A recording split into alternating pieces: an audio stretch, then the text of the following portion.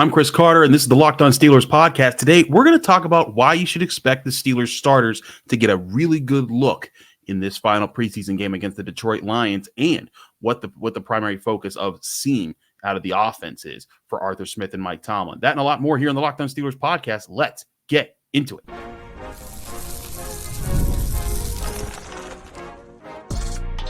You are Locked On Steelers, your daily Pittsburgh Steelers podcast, part of the Locked On Podcast Network, your team every day.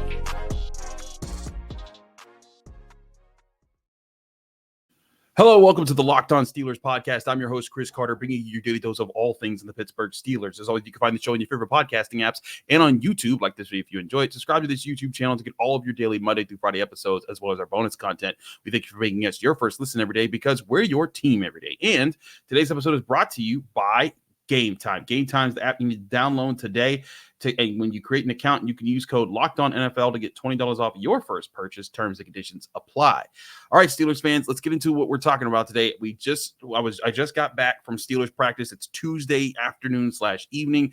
We got to see the Steelers practice. Can't say all the things we saw there. Can say that Pat Freiermuth did score a touchdown with the first team offense at the end of their 2-minute drill, because that was acknowledged after practice. But it's back to normal practice rules, which means we can't say everything that was happening like we did at training camp. However, we did get to talk to a lot of people. We talked to Arthur Smith. We talked to Broderick Jones, catching up with him. We'll get to him in a bit. We also caught up with Troy Fautanu, where he is at, and also Zack Frazier. So I went through the offensive line, especially the young offensive line. I wanted to see where they were at. But we also talked to Mike Tomlin. Mike Tomlin indicating that in this upcoming and final preseason game, the Steelers plan to treat it like the old school of a third preseason game, which, if you remember back when there were fourth preseason games, the third one was when you expected the starters to be in the longest. And I think that's an encouraging sign to say, hey, we're putting the starters out there for quite some time. So maybe, you're not going to see like your TJ Watts, your Cam Haywards, your Minkah Fitzpatricks, but you're probably going to see Broderick Jones. You're probably going to see,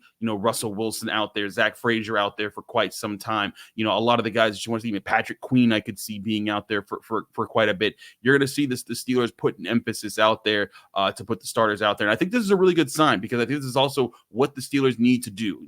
I thought I've been kind of leaning on this especially after the second preseason game. I don't think that they've shown enough on offense to justify them treating this final preseason game like the old fourth preseason game, where it would just be the backups all the time, where you just kind of use those guys and just let them kind of duke it out for the final preseason game. But I think this is a really good sign, because the Steelers need to see more, especially from the first team offense. The defense still, want to test out some different things, but I think there's a lot of specifics that haven't been seen enough by the first team offense, specifically because it's been a jumbled mess. Zack Frazier still getting a feel for how he fits in at center. Broderick Jones hasn't had a really good preseason showing yet. The offense in general hasn't had a really good preseason showing yet. Russell Wilson just had his first game with the team, and he needs to figure out how he fits into that. But I also think there's a smarter way to observe what you should actually be looking for and what teams are looking for. And that's what I like to talk about on the show a lot, is not necessarily just what the fans are looking for. I try to help you guys understand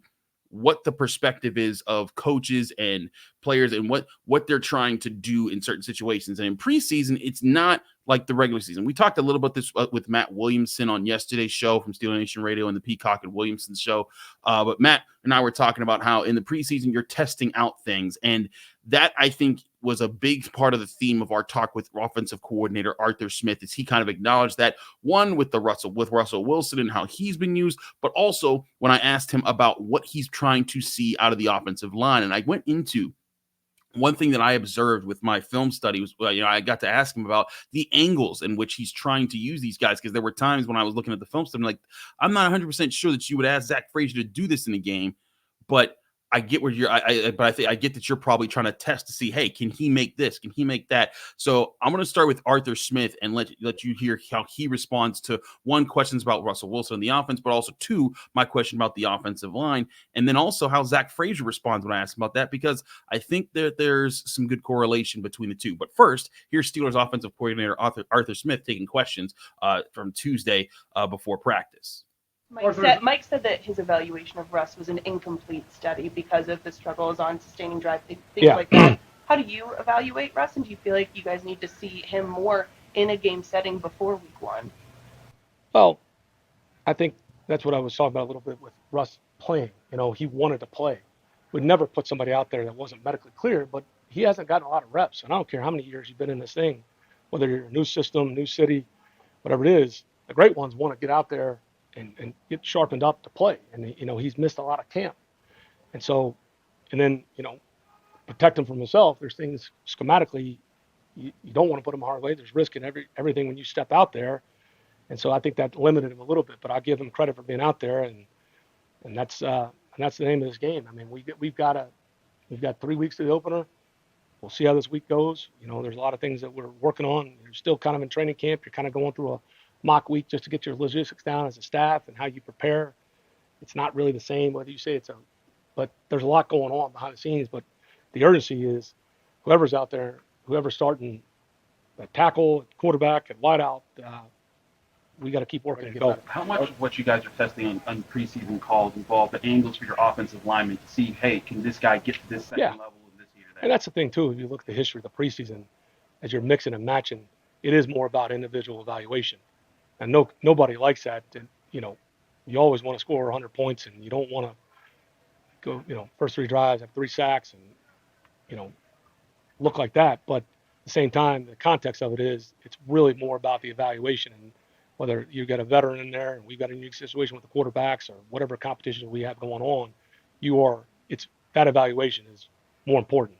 At the same time, you're trying to get a unit ready to go, and we need to be sharp week 1 because the history of this league is there's a lot of sloppy football early in the year. And that's why I wholeheartedly believe, obviously Mike's got a long resume of that, where you get out in the preseason and like I said, sometimes, like if we had hit a couple chunk plays, hit the pylon post, maybe we had popped a run and, whatever the score and you win the game. If you're not objective and you're not real with people, you're still not working on what needs to be fixed. And that's going to get exposed in week 1. So that's what I said. It can distort your reality, good or bad. And a lot of it is about the evaluation. And there's a lot we're working on, right? Year 1, new quarterbacks, a lot of young players, competition going on. So that's why it's so important for us when we were in Latrobe on these preseason games. We need to see all this. So that's kind of where I've been getting at about what the Steelers are actually doing in the preseason. You're not seeing the sequence of plays calling like they call in live games when people are talking about, I don't like the play calls and things like that.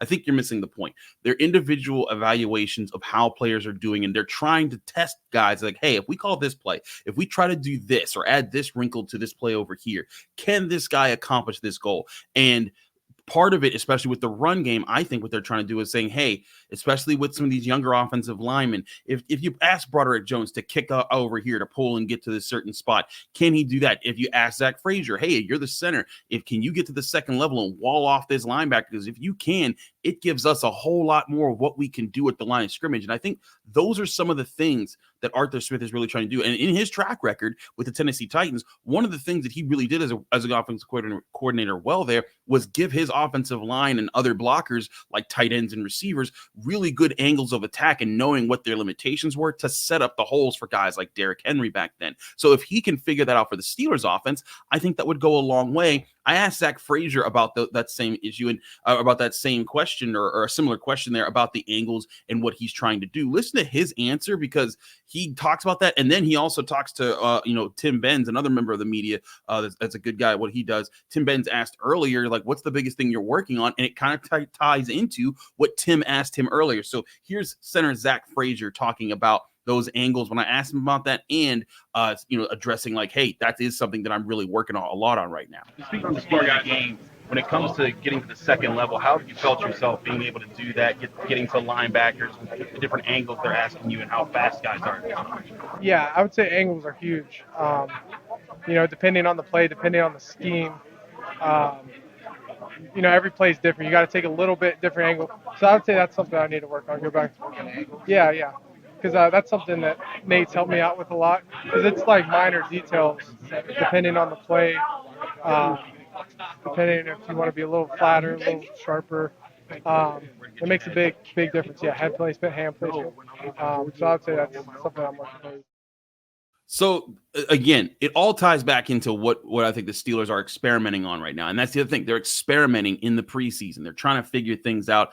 I think all of that speaks into why they've looked the way they've looked at times. It's not an excuse for them. I'm not saying that they don't have a reason to look better, but I'm also saying why I don't think that people should sign their death warrants right now as far as the offense is going to be what it was last year. I think there's a lot of things going on right now, but I'll get more into what you can expect to see different moving forward as we continue the show here. Still got clips from Broderick Jones and Troy Fautanu to talk about on this show. Don't go anywhere. We'll be right back. But first, I want to remind you this show is also brought to you by FanDuel Sportsbook, the #1 sportsbook in America. You've heard us talk a lot about FanDuel, America's #1 sportsbook. Well, we also have something a little different for you this time, because now through September 22nd, all FanDuel customers can bet $5 and get a 3-week free trial of NFL Sunday Ticket from YouTube and YouTube TV. Then with a YouTube TV base plan, you'll be able to watch every regular season Sunday afternoon out of market game. All you need is a Google account and a current form of payment, and you can cancel anytime. Just visit FanDuel.com/lockedon to download America's #1 sportsbook app. And that's FanDuel sportsbook at FanDuel.com/lockedon to download FanDuel Sportsbook today.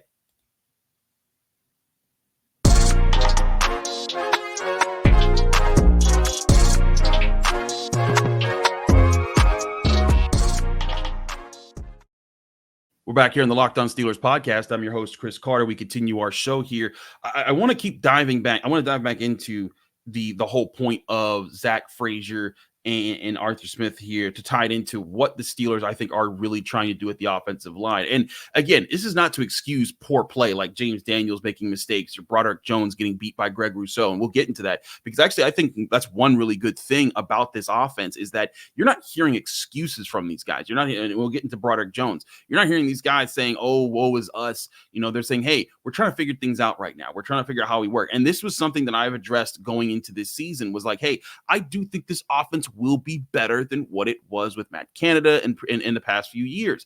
But I also think it's going to take time before you see the offense become a more consistent unit, which is what could make it one of the better units in the NFL if it gets there at some point. But again, it takes time to get there, especially with an offense that I keep telling people it's important to note. There's a lot of young guys on this offense. And I think Arthur Smith even addressed that in his statement, is that this is an offense between Zack Frazier, Broderick Jones, Troy Fautanu, George Pickens, Pat Freiermuth, Najee Harris, Darnell Washington, Connor Hayward. You go down the line, most of this offense are on rookie contracts, and that's a big part of it. And so the young guys need to gel, they need to come together, and that takes time, practice, and chemistry that's developed over time. But especially on the offensive line, where you want to see this group be at its strongest and control the trenches, you want to see them sort of develop. And that's why, again, you're trying to figure out, hey, what are these guys the best at? And the only way to do that is to try these different things out here, whereas they might have a bread and butter play where we still haven't seen what is their main run play that they like to call to get things going. Is it a wide zone? I talked to James Daniels. I'm not going to include his clips there, but he talked about, hey, I like to use I like to be in wide zone. That's something that works for us because of what it opens up. But is it a wide zone? Is it more power runs? Is it inside zones? Those types of things are things that I think that they're figuring out right now, based off of not just what they like to call generally, but also they like to call when they face different things. Because as Mike Tomlin talked about going into the Bills game, he's like, hey, they're a different kind of front than what we normally face, or what we face in playing ourselves all the time. So I think part of this is also the experimentation to see, hey, if you see a 3-man front or a 4-man front, how does this zone with our guys work against these different settings? And that's a big part of what I think they're experimenting on right now, and a really good sign that the Steelers are at least testing it out. Now, again, they need to actually execute against them. And I still think it is vital in this upcoming preseason game that they show some success there. Otherwise, you're going to go into the final, the last 2 weeks before the regular season, not knowing what you actually have there, or knowing if your offense is going to score. I don't think you want that anxiety hanging over your head. And we'll get to Troy Fautanu because he kind of talks about like, the first game jitters and everything like that. But I think there's a lot of people on the outside of the Steelers that are like, what will this offense even look like? There's a lot of criticisms nationally about how Russell Wilson's so bad and Justin Fields is so bad, and everyone's going to be terrible. This offense is going to be bad, and maybe it will be. But the only way that you can even prove that to yourself is by actually executing on the field. And Arthur Smith also talked about that. I'm not going to include all of his clips because then we'd just be here all day listening to what was like a 19-minute presser with him. But I thought it was important that he noted that's like, hey, like we see it in practice, but we do want to see it in the lights as well. But at the same time, there's an acknowledgement of why certain things aren't being seen at times. And it's kind of like realizing like, hey, we're not going to stop trying to figure out what we're going to be good at this year for the sake of just trying to win a preseason game. And that's where I think people forget about this. And again, this was Matt Williamson's point on the Tuesday episode that we did this week. And he's like, this is kind of why, preseason football isn't as good in the NFL these days, because people aren't trying to win them. They're trying to just test things out, see what you can. And sure, it'd be nice to win it because you also like to see your guys score and things like that. And you want to finish drive, you do want to do well, but at the same time, that's not the top priority. It's that individual analysis. Can this guy accomplish this job? Can these two guys work together in these certain situations?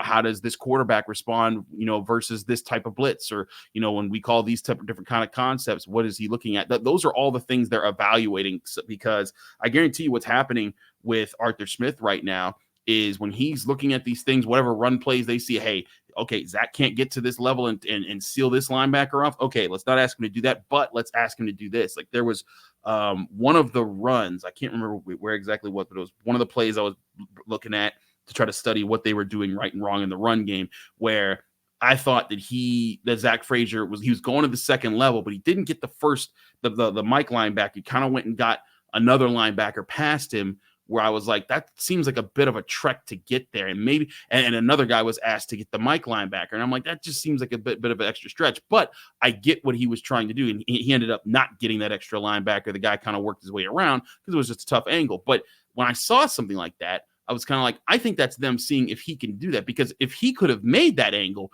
it would have made the play very tough to stop, because then if Zack Frazier gets that other linebacker, it made it easier for, I think it was James Daniels, to go get the Mike linebacker who's right in front of him. And then all of a sudden you have a much better wall, and really only like Najee Harris would have had like one defender to beat, and it would have been a lot of space to do so because of how it worked. But now I think what Arthur Smith has to go back and see is like on a play like that, for example.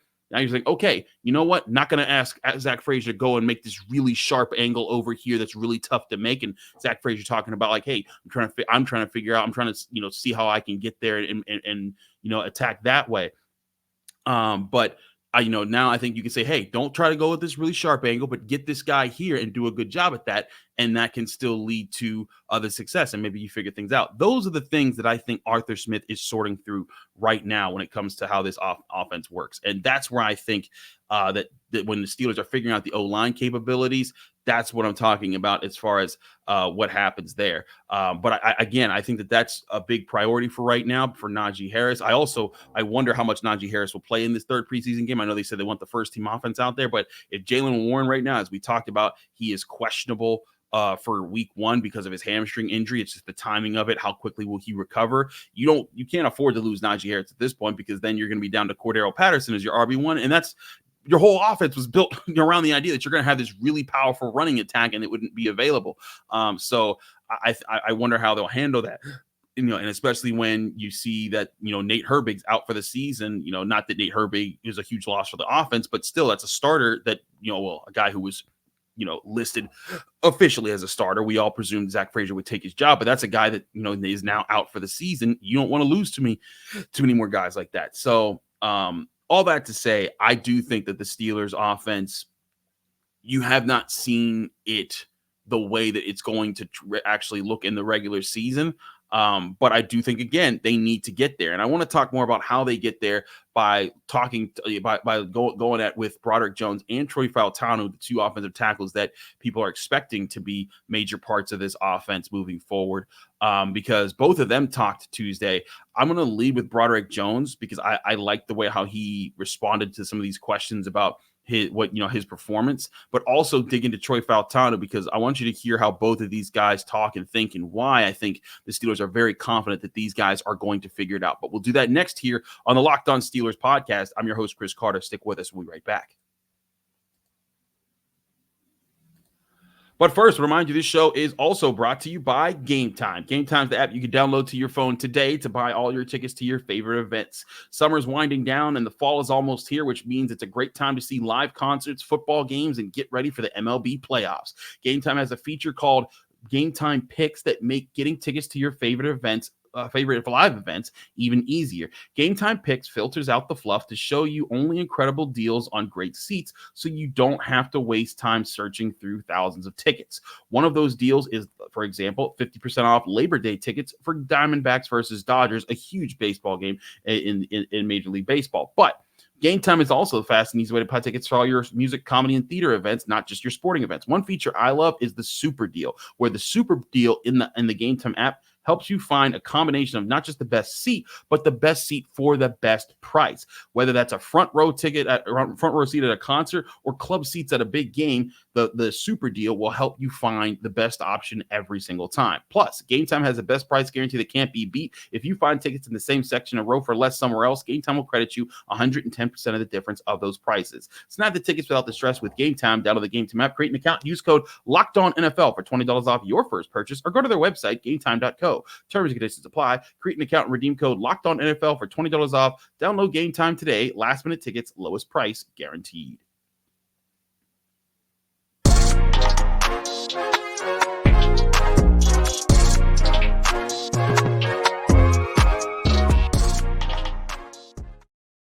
We're back here on the Locked On Steelers podcast. I'm your host, Chris Carter. I want to dig back into what I was saying about Broderick Jones and let you hear from him himself, because we didn't get to talk to Broderick Jones after the Steelers game against the Bills, where he played, I thought, very poorly. And, I've talked about where I think his hand usage should be better. I think that he could be better used on the left tackle. But here's the thing, and I do think this is a positive in Broderick Jones's side. Whenever he asked about if he thinks he should play somewhere, he doesn't address that. He's like, I'm going to play wherever the coaches tell me to play. We asked him about his elbow brace. He was like, the elbow brace ain't bothering me. I do have injuries. And he did say there were injuries. And I think that was the one thing he did let slip, was he said, when people asked about his elbow, he said, it's injuries. And he kind of said that there might be multiple things that are wrong with him. But he also said, hey, everyone's dealing with something. That's kind of what football is and football season is. And so I went to ask him, like, okay, well, let's dive into it. What led to the problems there? And as you recall, when I was talking about Broderick Jones, I thought it was purely a punching problem. He was getting his feet to the right spots. And yes, he could have been lower in his pads, but if he just wins with his hands, he does a lot better there. And I want you to listen to how Broderick Jones addresses that question, because I thought it showed he took accountability for it and says, hey, I'm gonna get there. So there's accountability, but also confidence in himself. And also, how he responds when I ask him about, hey, what was the difference between Thursday when he was doing well against Rousseau and Saturday when he was getting beat by Rousseau? And he doesn't sugarcoat it. He's just like, hey, you know what? It is what it is. But here's Broderick Jones when I was asking him those questions. Seeing like your footwork, you were getting to your spot really quickly, but maybe weren't able to connect with your hands. How do you improve upon that? Or what do you think you have to do to be better? Just continuing to work on your hand-eye coordination throughout the week, because, with that, like I said, like you just said, with me getting to my spot so fast, it kind of throws off the timing of things, being able, like, having to wait on the defender, giving the defender time to react and then counter-react. And, it's a lot of different factors. So it's just me being able to, just control my sets, tempo my sets, and, just being dominant, with my hands and just playing football. Was there anything different from Thursday? Because, I watched you go up against Greg several times in the joint practice. Mm-hmm. You look very strong in those moments. One more time, sorry. You went up against Rousseau in the joint practice on Thursday, and it's the issues that you might have had in the game itself were like, I didn't see those in the joint practice. Mm-hmm. Was there any difference in, like, maybe your approach or something that you're like, I did this here? I don't feel like it was a difference, I just feel like it was one of those days for me. So, just trying to bounce back, get out of that hole, and just continue to get better. So like there, you see, I was interested to see like, hey, was there something different? Was there more? I didn't ask about pain, but if he had complained about his elbow, I think that would have been different. I think that would have changed the light of, like, okay, maybe he is saying that, but he's like, no, he's like, it was one of those days for me. I have to bounce back. I think that's a good sign for Broderick Jones and his maturity that he's showing like, hey, yeah, I just need to be better in those situations. And I think it's a good sign because that's what you kind of want to see out of a young player who, you want to see him, say like, okay, I've learned from this battle that I lost. Let's see how he take it forward. And you still got to see how he takes it forward, because if he has another bad one on Saturday against the Lions, then we're just going to be back here next week and then wondering for 2 weeks, how bad is this offense going to be in week 1 against the Falcons? But again, I think it's a good sign that he's taking accountability there. And I also think that it's, that I'll be intrigued to see where how he does follow up. If he's talking about hand-eye coordination, what is he doing in the background on that? He couldn't get to those specifics and asking like what drills is he working on. They rarely delve into that kind of stuff. But I do think that kind of stuff shows that like, hey, he recognizes it. He talked about this hand-eye coordination. It's not like it's blind to him. He's not like he's just like, oh, well, what was me for that game, but it'll be fine. I'll just, I just do what I've been doing and I'll be fine. I think he recognizes, hey, you have to do it. And he even talked about like, hey, I got back into my stance real quick, but I, maybe, misjudged how that was an advantage for me. And so I think it's really good that he is able to evaluate himself that way. And he's able to hear out what might be he might be doing wrong. And now it'll be up to, can he show that he's improved against that when he next takes the field, and he does so Saturday against the Lions. We also got a chance to catch up with Troy Fautanu. And, if we remember, Troy Fautanu in his first preseason game where he got injured, and we haven't seen him since, but he is expected to be back and ready, I think, within the next week or two. But Troy Fautanu also didn't have the best preseason game. And, when I asked him about, things there and what he might be learning from, he kind of acknowledges like, hey, I watched all of that tape and kept studying it. And he wants to find out what he was doing wrong and how he builds from that. He also talks about what he thinks is his worst enemy is himself. But listen to Troy Fautanu describe that as well. The challenge of maybe like making hey, I need to improve from this from my first game, but not too much into that. Yeah, I mean, going back and watching that game, I probably watched that game 100 times already, just because the performance on the performance side, I felt like I didn't play my best game. It was a lot of nerves, being my first NFL game, but at the same time, I still hold myself to that standard. Kind of reminds me of my first day of practice here in OTAs. It's kind of a little bit of anxiety, some nerves there, but just making sure that next time I do play in the stadium that I'm ready to go. So, Troy, what's your expectation for September 8th? You think you might be physically ready by then? Yeah, I think I will. I mean, whatever role they have me playing, regardless if I'm playing or not, I'm just making sure that I'm ready to go come whatever day it is, like September 8th. Yeah, so we'll see. I still think you did better after that first practice at OTAs that you referenced. I know you talked about it too, that in the moment. Yeah. Great that first day out there. So, like, what did you pick up on and how did you improve prior to getting this injury here? I think my biggest enemy, personally speaking, is just this thing right here, is overthinking too much sometimes, just not going out there and just letting my ability take over. And just for me right now, it's just making sure that I'm locked in terms of like the playbook, like I said, so that come game time that I'm not thinking about anything, just making sure that I do my job to the best of my ability. So just play faster, stop thinking so much. I tend to do that a lot, but hopefully, going into game 1 that I prepare myself better. So there you have it. One, I think it's encouraging for Troy Fautanu to be talking about. I didn't include this clip, but he was asked like, would you be ready to start week 1? And he's like, hey, like I don't make that call, but if it comes down to it, yes, I would be. So I think it's a good sign that Troy Fautanu could be ready for week 1. Granted, he's a rookie. We know how the Steelers feel about rookies, and they want to see them get experience. But either way, I think he's trending positively with his health. His knee should be fine soon enough. But also, I think it's interesting to see him evaluate. Talking about like, hey, like I get my own head a little bit. I need to just play sometimes. And talking about he's watched that film extensively. So I think that was the other part that the Steelers really liked about both Broderick Jones and Troy Fautanu. The way they go about their craft, their profession is very professional. It's very mature, and that's what they want to see out of these guys as far as how they address their own mistakes, how they carry things moving forward, and if they're doing these things themselves, and you're doing these things as second-year players and rookies, what could that lead to if they are able to establish this as the long-term, as something that becomes like a norm for the Steelers offense? This is part going back into what I was saying all offseason. They're trying to reset the culture of the offense. I think Russell Wilson's part of the temporary plan, but they need young guys like this to go through these battles right now. These battles we're talking about with themselves, with their technique, with their injuries, with their mental game, all these things. If they're able to overcome these things here and become those really good players, these are the building blocks that lead to them becoming leaders and that part of a new generation of the Steelers that you look up to and say, like, hey, those guys are the calling cards for why this team is good if they're able to get there. But will they get there? That's what we'll keep checking in here on the day-to-day here on the Locked On Steelers podcast. Thanks so much for tuning in to the Locked On Steelers podcast. I'm your host, Chris Carter. Follow me on Twitter and Instagram at Carter Critiques. Read my work at the Pittsburgh Post-Gazette, post-gazette.com. Find me here on the Locked On Steelers podcast every day, Monday through Friday, on your favorite podcasting apps and on YouTube. Like this video if you enjoy it. Subscribe to this channel to get all of those daily episodes. We're back tomorrow with more from the Pittsburgh Steelers, from their practice leading up to their final preseason game, all here on the Locked On Steelers podcast.